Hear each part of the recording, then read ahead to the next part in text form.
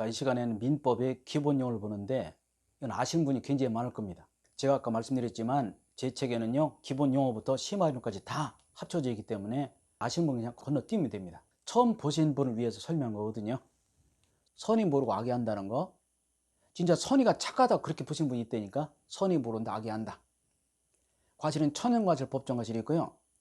천연과실은 용법에 따라 수치, 법정과실은 사용대가를 받는 것인데, 천연과실 얘가 물론 과일도 있지만 달걀이 잘 옵니다. 달걀, 동물의 새끼 우유 같은 거.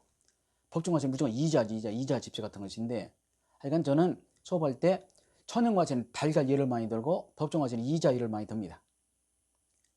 나온 김에 달걀은 냉장 보관이 35일까지라고 하네요. 근데 마지막 숫자가 사육환경인데 1번은 방목 방사, 야산 같은 데 놓아놓고 키운 거죠. 그 닭장 없는 평평한 축사, 개선된 닭장, 그리고 기존 닭장인데 마트에 가보면요 이 기존 닭장의 달걀이 200원이고 무려 4배입니다. 그렇다 하더라도 동물복지 차원도 있고 건강을 위해서도 방목한 1번 달걀 드시기를 권합니다. 자, 법정이자는요 민사 5푼, 상사 6푼이죠. 푼이랑 퍼센트입니다. 민사채권은 연 5%, 상사는 6%이고요. 이번에 약정이자가 바뀌었죠. 약정이율의 최고는 연 20%입니다. 넘지 못하죠. 이번에 2021년 7월 7일 바뀌었습니다. 예전까지 24%였다가 바뀌었다는 거 알아두시고요. 약정이자는 연 20% 넘지 못한다는 거. 이건 시험범위 아니지만 꼭 알아두셔야 돼요. 이게 직접 나오지 않지만 이자전법에 의해서 약정이자는 연 20% 넘지 못한다. 2부가 좀 안 되죠. 그렇게 보시면 되겠고요. 추정한다 본다 중요합니다. 여러분 시험장에서 꼭 나온다는 말이에요. 추정한다 본다. 추정한다는 뭐로 추정한다, 본다는 뭐로 본다 이렇게 되어 있는데요. 뜻은요 반대의 증거로 규정을 면할 수 있습니다. 반대 증거가 있으면. 시험법은 아니지만 민법에 보면요 남편의 친생자 추정이라는 조항에 아내가 혼인 중 임신한 자녀는 남편의 자녀를 추정한다 이렇게 됐어요. 본다 그러면 틀립니다. 왜냐하면 남편이 원양어선 타고 3년 만에 집에 왔더니요 부인이 엊그저께 애를 낳았대요. 그런 경우. 그리고 어떤 경우는 감옥 가서 1년 만에 나왔더니 어제 애가 태어났대요. 내 자식 아니잖아요. 반대의 증거를 제시해서 면할 수 있는데, 하여간 내가 3년 동안 원양어선을 타고 다니면서 국내에 들어온 적이 없다, 또 1년 동안 감옥에서 나온 적이 없다, 그런 경우는 내 자식 아니잖아요. 그래서 추정한다 그래야지 본다 그러면 안 되죠. 물건을 공유도 이건 시험범위지만요 공유자 지분은 균도로 추정하거든요. 본다 그럼 틀려. 이게 시험 잘 나오죠.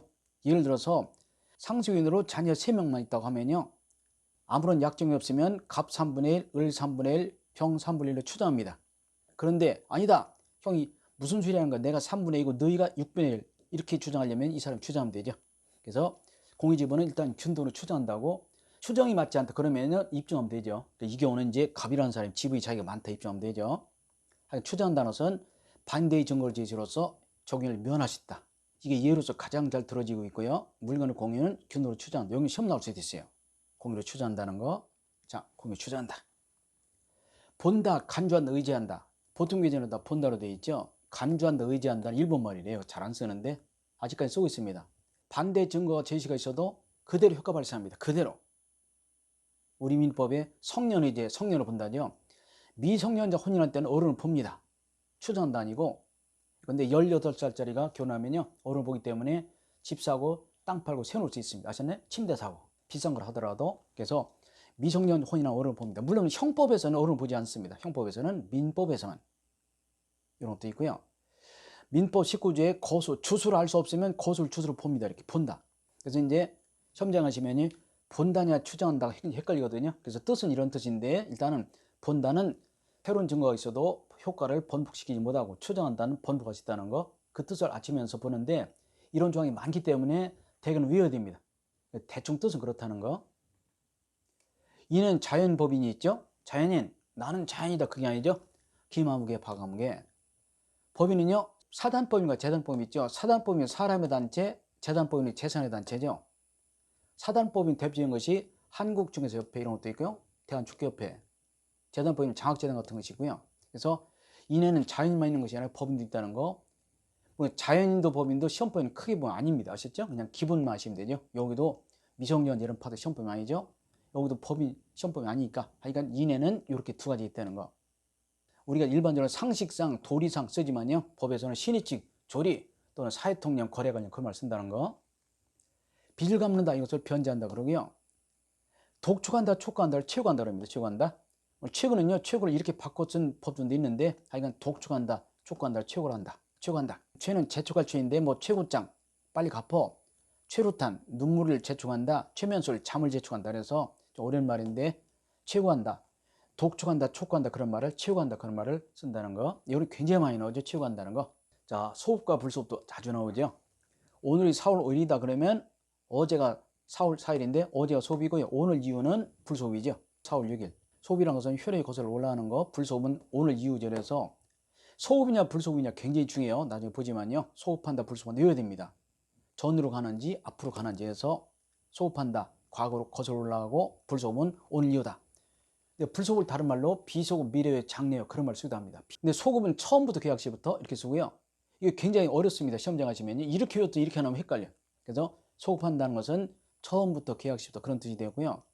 불소급은요 소급하지 않는 것이니까 비소급 장래 미래요 그때부터 이렇게 바꿔 쓰죠. 그래서 소급은 처음부터 계약 시부터, 불소급은 비소급 장래요 미래요 그때부터 이렇게 바꿔 쓴다는 거. 형법에 보시면요 범죄 성립과 처벌은 행위시의 법에 의합니다. 이걸 형법을 불소급 그러죠. 그러니까 행위시에만 적법하면 이후에 법을 만들어서 처벌하지 못하죠. 이것을 죄형 법정죄 그런 말 씁니다. 민법에서는 이제 매매 해제 소급, 해지는 불소급인데 이거 중요하죠. 나중에 배워주면 해제는 원상회복, 해지는 청산회복고요.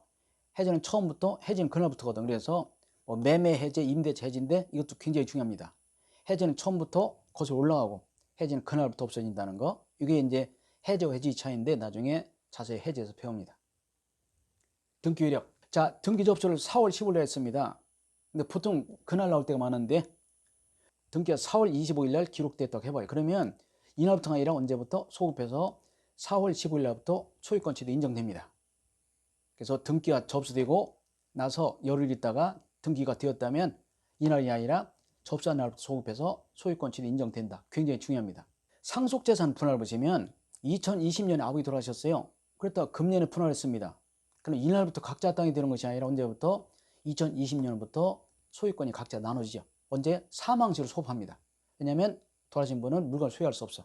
그래서 2020년에 돌아가셨는데 2022년에 분할했다면 이날이 아니라 돌아가신 날부터 소유권이 각자 나눠진다.